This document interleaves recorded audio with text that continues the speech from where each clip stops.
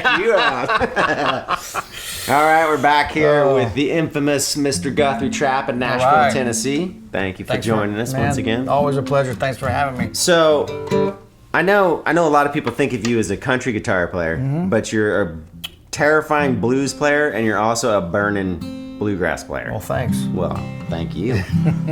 So what we're going to start to do is, obviously we got some acoustics, but, you were talking a lot of times in your students, when you start getting into modes, people get scary. But you're almost like, I don't want you to think so much about the scale. I want you to hear the sounds, and then it becomes, when you start to hear what the scale is supposed to do, right, that's when it changes. So this particular chord progression, well, actually, before I say that, make sure you check Guthrie stuff down below. He's got an awesome teaching course, and he also has social media I'm going to put down there. So make sure to check that out. Great. But thanks for that little insert. Back to our sponsor. So anyways, in this particular progression, which is F, C, G, we don't use a typical G major scale, right? We use G Mixolydian. Right. So, if you were going to explain... We're in the key of G, by the way. What the... Yeah, right. It's a major key, or and it's a major mode. So, what's the difference between a G major scale and a G Mixolydian scale? So, the G major scale, if I was to play out of this closed position here, is going to be 1, 2, 3, 4, 5, 6, 7... 1. Okay. And then the Mixolydian scale is 1, 2, 3, 4, 5, 6, flat 7, 1. Okay, so it's one note difference. One note difference. And all we're doing is flatting the natural 7, which is F sharp or G flat, to F natural. Right. Yeah. And if that makes sense because that's the root note of our F chord. It's the root note of the F chord. So in this progression, the F chord isn't naturally in a G major scale. And that's the modification. Yes. And so with that being said, here's a little example of what I like to show people. This is what this sounds like if you don't do it. So here's your F, and here's your natural 7. Ooh. So that's basically what you're getting if you play G major over F. Right, a cat fight. A cat fight. So it just works. I mean, there's your F, there's your C, there's your G. When you did a cool thing when I just played the G, F, and C chord, you walked right up the scale, and it sounded great. Yeah, so we'll go, so when I play F, you play the F chord. So G.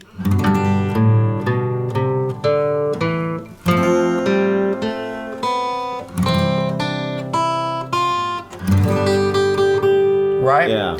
So it fits perfectly over those chords. So you can really use that scale over this whole progression. The most hippie jam scale. It's the hippie jam scale. But it works. It does work. So we were talking before how you can see the chords in the scale. So we have F, C,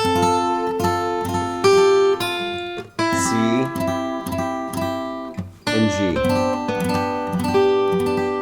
Okay, so if we kept it like to that little spot on the neck, can you just kind of do a really slow group of phrasing using the scale, but not necessarily straight up and down in the scale, right? And make it sound so they can start to use these different inversions. Right. Absolutely, yeah. So I'll start. So we're starting from the F chord, right? Here we go. 2.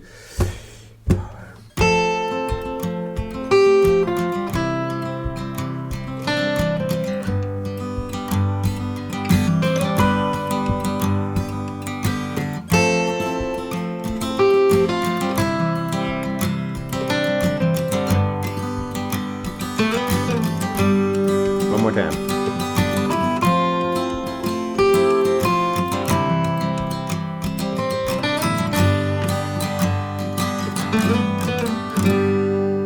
Right. So show them what you were playing out of. I mean, obviously it's the open position chords, but just give them an example of what the scale might look like in open position, right? Okay, so here's your basic G chord. So I'm going to start on my G note, and again, instead of playing the, I'm going to play down to the F. So part of the F chord, right? If you think about the chord.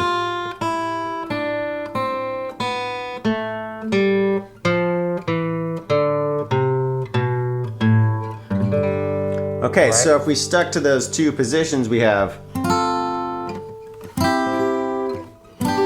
and then the notes here. Right. Yeah. Right. Do you want me to play that with you? Yeah. So Okay. let's do. I'm gonna do those same chords that we just did, and then phrase out of this little area right here. So you're hitting both of those inversion points. Okay. You know?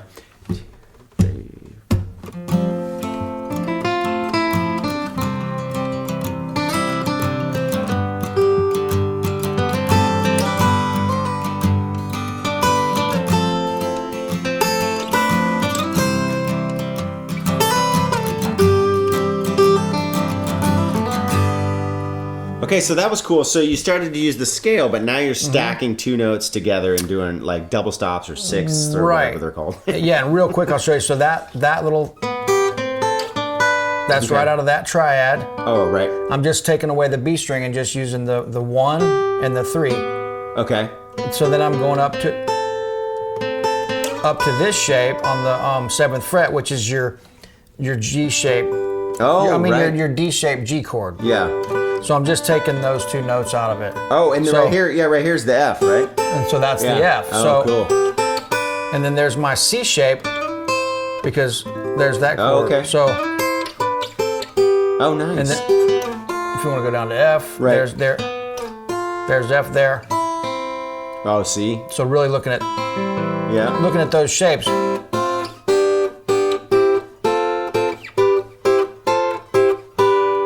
I know I did that quick, but it's those triads Right. that really start kind of getting you familiar Yeah. with the fingerboard. A lot of that's like cage based or whatever. Yeah, Big yeah. time. Yeah, Okay. totally. So if we let's do another pass, and then so now that you've kind of done the sixth thing and that sort of those little inversion parts, do that more, but then add a little bit more of like how you might naturally play yourself, right? Okay. Because this is kind of a simplified version of how Right. you really play, but it's Totally. building blocks that got you to where you are. Absolutely. Okay. So 2, 3, 4.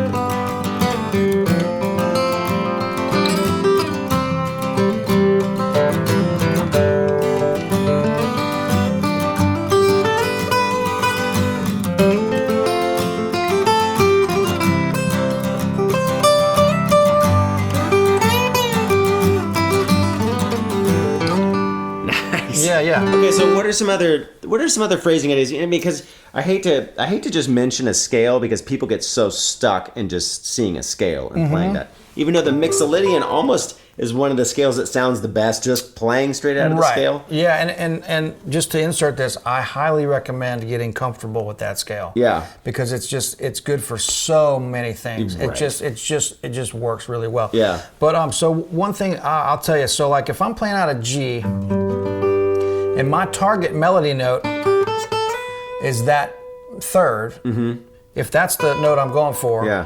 instead of just going right to it, I'll always put some notes leading up to it. Okay. So some what would you call like Lead-in notes? pickup notes, lead-in notes. Maybe some note leading you would call that if Yeah. you were playing jazz or whatever. But so this is like, so to get to this note, I would probably go Right. Okay. So what I'm doing is I'm just playing a little arpeggio right out of this chord shape, the D-shaped G chord. So I'm just playing the 5 D right to the 1 and then my 2 and then the 3. So basically Oh, that's cool. right out of that Yeah. major pentatonic kind of shape, but to get to that note, there's my F, there's my C, there's my G. Yeah. And that's all out of that scale. So I'm thinking, because instead of jumping right from, I don't want to jump right from this note to that note. But if you put, the thing that is most useful about scales to me is playing melodically and really being able to, outline those, the chord, because the notes are right out of the chord. Yeah. It's like the chord's the foundation. Right. And then the scale is the shingles, and then the pentatonic is like the framework. Oh, check you out. So that's how I look at it. So I'm looking at like just right out of this chord, and that sets me up for, you know, there's my F, and then I might go and end on the 5 instead of the 1. Right. So So I'm thinking melodically, like what notes do I want to hear there? Well, that's a little melody, right? So 1, 2, 3.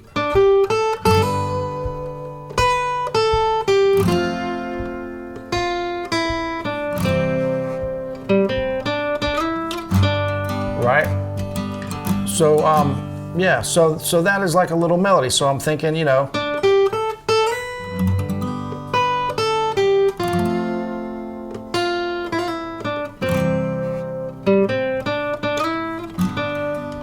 and I did a couple pull-offs there to spice it up a little bit, and then a few little tricks like just to spice up your playing, like this.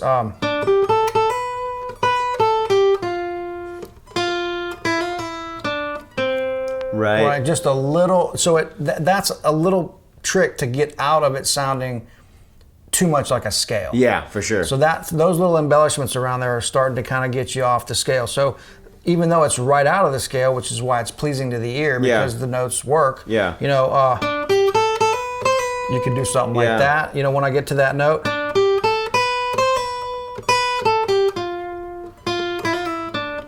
And then instead of going, I go. Oh. Right, which just gives it, you're just starting to give it a little bit of embellishment. Yeah. Okay, so what's do you have because you're a really good alternate picker, do you have a scale pattern that you like to use? Yeah, depending that would be good to start with? All different situations will bring out different things. Sometimes you might do 2 downs or whatever once you're comfortable with this. Right. But one thing that really helped with my right hand was growing up playing bluegrass, and what that is it's a lot of open strings to start out. As you're a kid, you're learning fiddle tunes down here on the first 3 and 4 frets of the guitar, and I didn't know how to get up the neck. Every time I tried to solo up the neck, I would get lost until I learned about the cage system. Yeah, and that completely changed my life. But when you're doing these open scales, it's down, up, and so I'm starting like, let's just take a C scale.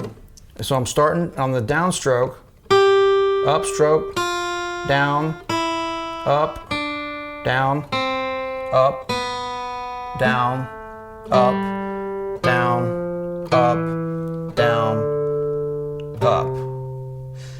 And then to go back down, down, up, down, up, down, up, down, up, down, up, down, up. To complete it if you want to. Yeah. But it sounds a little, you're not ending on C. I like to start, when I'm playing the C scale, I like to start on the high G. I don't know why, but you could start wherever you want to. But so up to speed, that sounds like.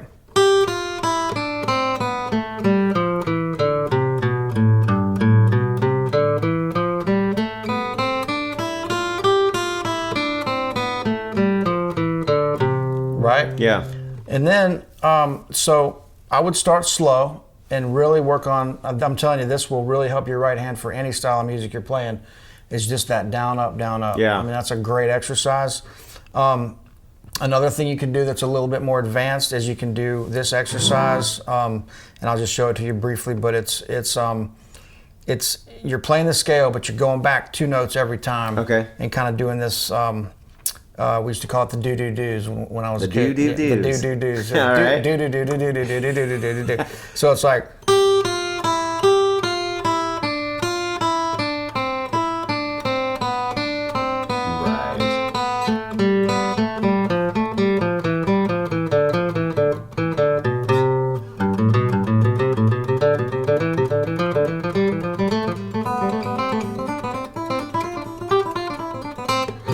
So great exercises. Right. Those are really good for your right hand because you can't do those fast. I mean, I can't do them fast, but it's very hard to do those fast until you really, that's a proven point of you got to walk before you can run. Yeah, but for sure. But if you sit around and do that for a couple days, you will definitely notice an improvement. That particular scale pattern too, I find it's like when you're starting, because even I'm familiar with that pattern, and doing it in an open position is tough for me because it's like, wait a second. Yeah. But I started out, somebody taught it to me in a 3-note per string version. Right. So it's 4 notes, and then you go back, one less note than where you started. Right. And then now this is the only note left on the top string. And then you start over on this string again. Right.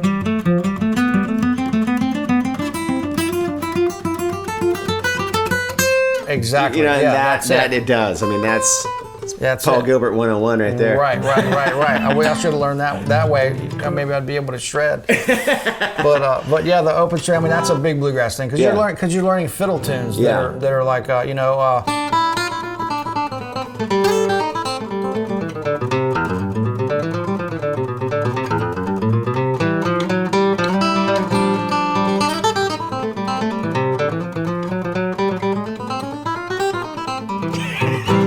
that's the kind of songs that you're learning because they're all fiddle tunes. So you have to be able to do that, When you think about them when they're playing, it has that rhythm. Yeah. So that I give a lot of that to my right hand. Wow. Learning how to do that stuff as a kid. Okay, so that not for everybody, but it's a good thing to know. That brings us to a good point. What are like 3 songs that aren't super hard to learn that kind of bluegrass thing, like where you're starting to do the? Yeah. So I would say there's one called like Red Haired Boy. There's one called Red Haired Boy. Okay. There's one called Angeline the Baker. Okay. And there's one called Blackberry Blossom. Okay. Those are 3 pretty standard bluegrass tunes.